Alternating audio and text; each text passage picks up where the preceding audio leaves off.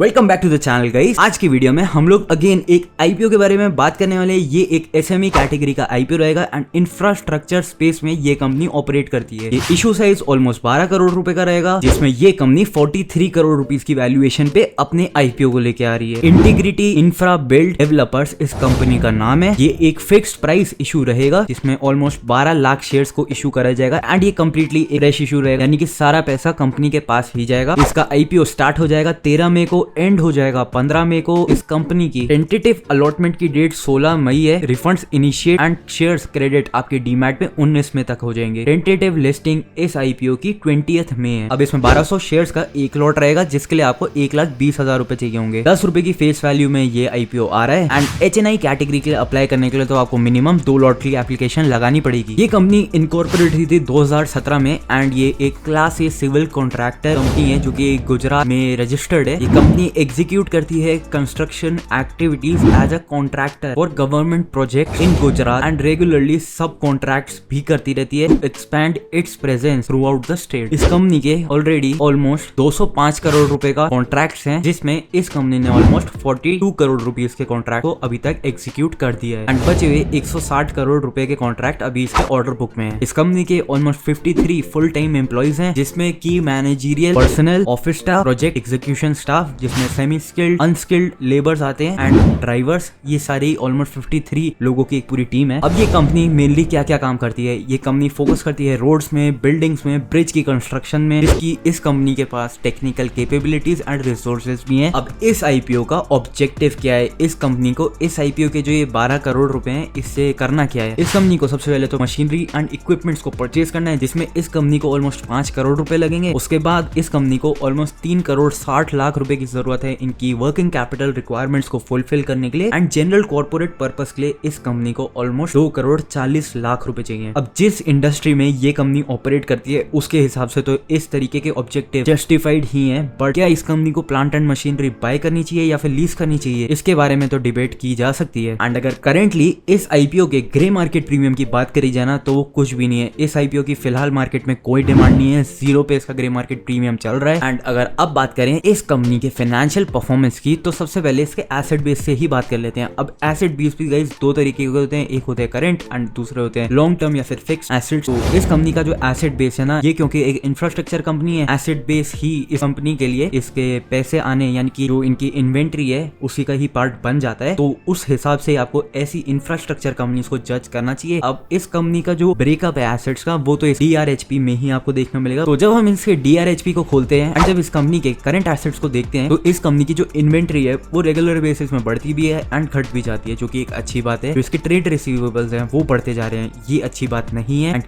Cash equivalent भी इस company के कभी बढ़ते हैं एंड दूसरे टाइम कम भी हो जाते हैं। तो इसको जस्टिफाई करने के लिए भी रीजंस हैं इस कंपनी के पास। And short term loans and advances अगर आप देखेंगे ना इस कंपनी के, तो रेगुलर बेसिस में इंक्रीज ही हो रहे हैं एंड एक हायर अमाउंट में इंक्रीज हो रहे हैं। करंट एसेट्स की बात करें तो टोटल करंट एसेट 2022 के फाइनेंशियल ईयर में ऑलमोस्ट 6 करोड़ रुपए के थे, जो कि 2023 में बढ़कर के 9 करोड़ के हुए एंड 2024 में एंड होते होते 8 करोड़ 75 लाख पे आ गए। एंड अभी 11 मई 2024 तक के डेटा के हिसाब से इनके ऑलमोस्ट 9 करोड़ 26 लाख रुपए के करंट एसेट्स हैं। अगर बात करी जाए इस कंपनी के फिक्स्ड एसेट्स की, तो जो इसकी प्रॉपर्टी, प्लांट्स एंड मशीनरीज हैं वो भी रेगुलर बेसिस में इंक्रीज ही हो रही है। ये 2 करोड़ पे थी 2022 में, बढ़ करके 3 करोड़ 70 लाख पे आई 2023 में, 5 करोड़ 30 लाख पे आई 2024 में एंड मई 2024 तक ये 5 करोड़ 54 लाख पे है। तो ओवरऑल देखा जाए तो ये इसके एसेट बेस के बारे में बताता है। नेक्स्ट अगर बात करें इस कंपनी की बोरोइंग की, अब क्योंकि ये एक इंफ्रास्ट्रक्चर कंपनी है, ऐसी कंपनीज में जो कैश की रिक्वायरमेंट होती है वो कई ज्यादा होती है। इनको वर्किंग कैपिटल में ज्यादा पैसे चाहिए होते हैं, क्योंकि जब तक इनका प्रोजेक्ट पूरा नहीं होता है इनकी पेमेंट नहीं आती है एंड पेमेंट भी इनकी पार्ट वाइज आती है। जैसे 25% प्रोजेक्ट पूरा हुआ तो 25% की पेमेंट आएगी एंड कई बार तो ऐसे भी टर्म्स होते हैं कंस्ट्रक्शन कंप्लीट होने के बाद पेमेंट मिल जाती है एंड कई बार तो पेमेंट भी रुक जाती है। अगर कंस्ट्रक्शन में कुछ भी गड़बड़ होगी या फिर क्वालिटी उतनी अच्छी नहीं होगी, इनकी पेमेंट्स भी डिले हो जाती है, जिस वजह से ऐसी कंपनीज को जज करने के लिए आपको इनके प्रॉफिट्स या फिर रेवेन्यू को नहीं देखना है, क्योंकि ऐसी कंपनीज में ज्यादातर ये लोग अलग अलग अकाउंटिंग प्रैक्टिसेस का यूज करते हैं, जिसमें रेवेन्यू तो शो हो जाता है एंड प्रॉफिट भी शो हो जाता है, बट जब आप इनके कैश फ्लोज को देखेंगे तो इनकी इनकम आती नहीं है। यस, इनकी इंफ्रास्ट्रक्चर कंपनीज में इनकम नहीं आती है एंड 2-2, 3-3 साल तक इनके कैश फ्लोज प्रॉपर नहीं हो पाते हैं। ऊपर से गई ये जिस इंडस्ट्री में काम करती है ना, इस इंडस्ट्री में ज्यादातर काम ब्लैक में होता है। कंस्ट्रक्शन इंडस्ट्री एंड कंस्ट्रक्शन या फिर इंफ्रास्ट्रक्चर कंपनीज में यही सबसे बड़ी दिक्कत होती है कि इस कंपनी में जो इनके बोर्ड ऑफ डायरेक्टर्स हैं या फिर ओवरऑल जो मैनेजमेंट है ना वो करप्ट है, तो कंपनी की बैंड बच सकती है। एंड ऐसी कंपनीज में ज्यादातर फ्रॉड्स भी पाए जाते हैं। मैं ये नहीं कह रहा हूँ कि इस कंपनी में फ्रॉड है, बट ज्यादातर इंफ्रास्ट्रक्चर रिलेटेड कंपनीज में यही दिक्कत होती है। एंड इनको बोरोइंग्स चाहिए रहती है इनके वर्किंग कैपिटल को फुलफिल करने के लिए, जिस वजह से अगर कंपनी को लेंडर्स लोन नहीं देंगे तो उन्हें फ्रेश इशू यानी कि कुछ इसी तरीके से इक्विटी की मदद से पैसा रेज करना पड़ेगा अपने वर्किंग कैपिटल या फिर फिक्स्ड एसेट्स को बाय करने के लिए, जो कि यहाँ पे हो रहा है। अगर बात करी जाए इस कंपनी के ओवरऑल बोरोइंग्स की, तो 2022 में इसकी बोरोइंग 6 करोड़ 50 लाख पे थी। 2023 में ये घट करके 5 करोड़ 20 लाख पे आई। 2024 में अगेन बढ़ करके ये ऑलमोस्ट 11 करोड़ रुपए पे आ चुकी है। एंड प्रॉफिट आफ्टर टैक्स की बात करें तो यहाँ पे इस कंपनी की सबसे बुरी सिचुएशन बाहर आती है, जो कि इसका प्रॉफिट आफ्टर टैक्स मार्जिन है। पैट मार्जिन बोल रहे हैं या फिर एबिटा मार्जिन बोल रहे हैं, इस कंपनी का बहुत ही बुरा है। वो आपको इनके प्रॉफिट आफ्टर टैक्स से पता लगता है। इस कंपनी का जब रेवेन्यू ऑलमोस्ट 33 करोड़ रुपए पे था, इस कंपनी का प्रॉफिट आफ्टर टैक्स 30 लाख रुपए था। यस, 30 लाख रुपए। जब रेवेन्यू बढ़ करके 45 करोड़ पे पहुंचा, तब इनका प्रॉफिट आफ्टर टैक्स 29 लाख हो गया। जब रेवेन्यू बढ़ करके ऑलमोस्ट 65 लाख रुपए के आसपास आया, तब इनका प्रॉफिट आफ्टर टैक्स 95 लाख से पहुंच रहा है। तो भाई क्या बिजनेस कर रहे हैं ये? इतने रेवेन्यू आने के बावजूद इतना ही ज्यादा ही इनका एक्सपेंस ही हो जा रहा है। तो ये बिजनेस करना क्या इनको जरूरी भी है? मुझे समझ नहीं आ रहा है। एंड अगर बात करें 31 दिसंबर 2024 तक, तो इनका रेवेन्यू करेंटली 69 करोड़ पे पहुंच रखा है। इसकी वजह से इनका profit after tax almost 2 crore पे है। तो क्या ये अचानक से जो इंक्रीज हुआ है इनका रेवेन्यू प्लस प्रॉफिट में, ये आईपीओ के मोटिव से है?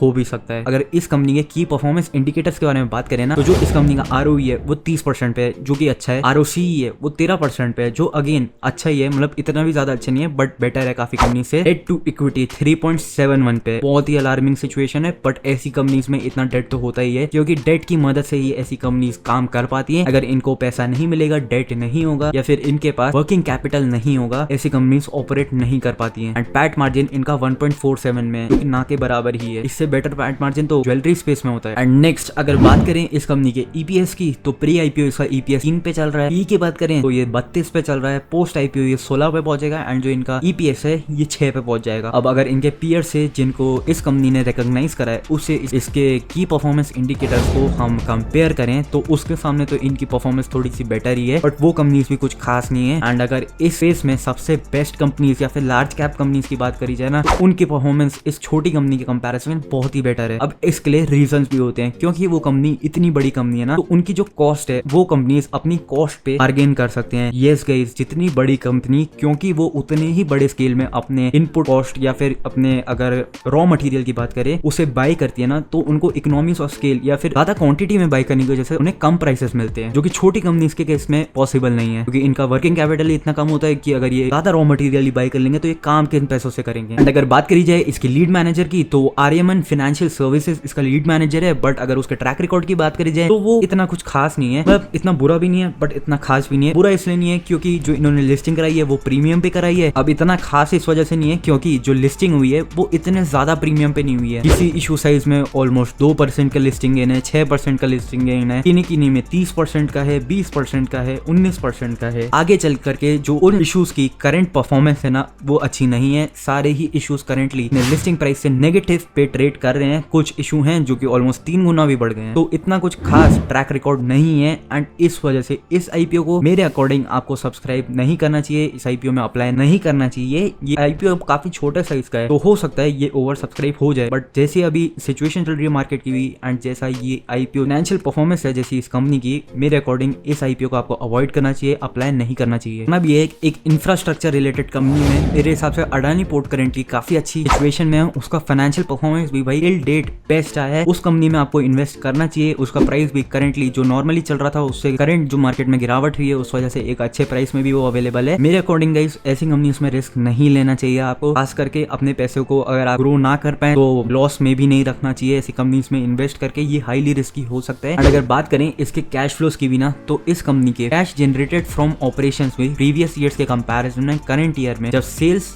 मैक्सिमम है आज तक की, इनका पैट भी मैक्सिमम है आज तक का, स्टिल जो cash flow from operating activities है वो लीस्ट है, ऑलमोस्ट 80 लाख रुपीस का। Cash flow from financing activities आपको इसमें दिख ही सकता है कि इनकी बोरोइंग्स चाहे शॉर्ट टर्म हो या फिर लॉन्ग टर्म बोरोइंग्स हो, वो इंक्रीज ही हुई है। तो ऑल इन ऑल इनका कैश फ्लो पॉजिटिव तो है, बट जिस हिसाब से इनका प्रॉफिट आफ्टर टैक्स है उस हिसाब के कैश फ्लो नहीं है। एंड बोरोइंग्स भी इस कंपनी की बढ़ रही है, हालांकि इस पेज में बोरोइंग्स बढ़ती है, बट स्टिल इसका प्राइस टू बुक वैल्यू भी देखा जाए ना, तो 10 के प्राइस टू बुक में ये कंपनी आ रही है। इस प्राइस में इसमें इसमें आपका पैसा बनेगा या इसके जो शेयर होल्डर्स हैं उसका पैसा बनेगा। मेरे हिसाब से हो सकता है कि इसकी लिस्टिंग डिस्काउंट पे हो या फिर हो सकता है इसकी लिस्टिंग एट पार हो, बट आगे चल करके ये कंपनी डिस्काउंट में ही आ जाएगी एंड मेरे अकॉर्डिंग इससे तो दूर रहना चाहिए। इंडिया की सबसे टॉप कंपनीज भी 10 के प्राइस टू बुक में नहीं ट्रेड कर रही हैं, उनका प्राइस टू बुक भी काफी रीजनेबल है, बट यहाँ पे 10 के प्राइस टू बुक में नहीं भाई, इससे दूर ही रहो। एंड अगर आपको अपने पैसों को इन्वेस्ट करना ही है ना तो इंफ्रास्ट्रक्चर स्पेस में टू बी स्पेसिफिक, तो मेरे अकॉर्डिंग गाइस छोटी साइज की इंफ्रास्ट्रक्चर कंपनीज में पैसा इन्वेस्ट नहीं करना चाहिए। ये हाईली रिस्की हो सकता है, वो कंपनी कभी भी गड़बड़ कर सकती हैं एंड पैसे उसमें आपके ही बर्बाद होंगे। अगर इंफ्रास्ट्रक्चर कंपनीज में पैसा लगाना भी है तो आपको बड़े साइज की जो लार्ज कैप या फिर मिड कैप कंपनीज है ना उनमें इन्वेस्ट करना चाहिए, स्मॉल कैप कंपनीज में भी इन्वेस्ट नहीं करना चाहिए एंड ये तो फिर भी एसएमई कैटेगरी में, इसमें तो दूर दूर तक नहीं करना चाहिए। एंड बस इतना ही था इस वाली वीडियो के लिए। आई होप आपको ये वीडियो पसंद आई हो तो लाइक कर देना, चैनल को सब्सक्राइब कर देना।